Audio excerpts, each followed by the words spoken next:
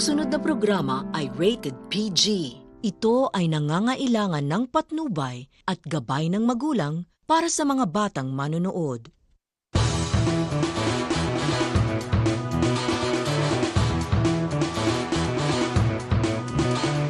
This program is supported by EO Executive Optical. For state-of-the-art facilities, expert eye care, and affordable eyewear, come to EO Executive Optical. EO Executive Optical. Love your eyes.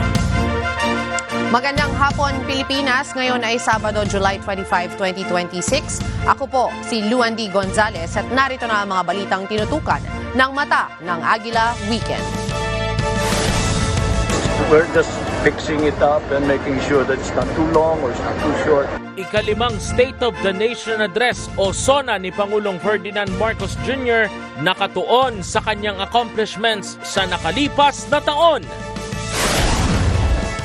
NCRPO nag-inspeksyon sa Commonwealth Avenue at Batasan Complex bago ang SONA 2026. LTFRB pinag-aaralan ng pagpapalawak ng fuel discount sa mga pampublikong sasakyan dahil sa nakaamba na namang big-time oil price hike sa susunod na linggo. Unang tranche ng 85 pisong arawang dagdag sa sahod sa Metro Manila, epektibo na ngayong araw.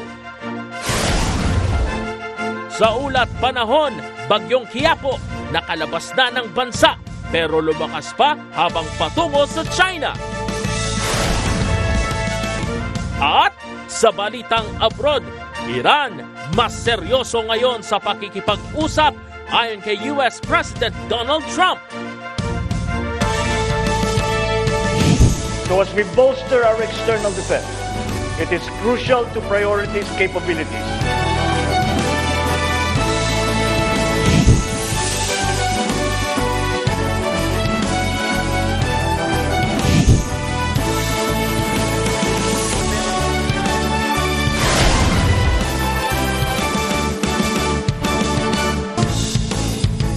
Sa detalye ng mga balita, nakatuon na sa mga nagawa noong nakalipas na taon ang magiging nilalaman ng ikalimang State of the Nation Address or SONA ni Pangulong Ferdinand Marcos Jr.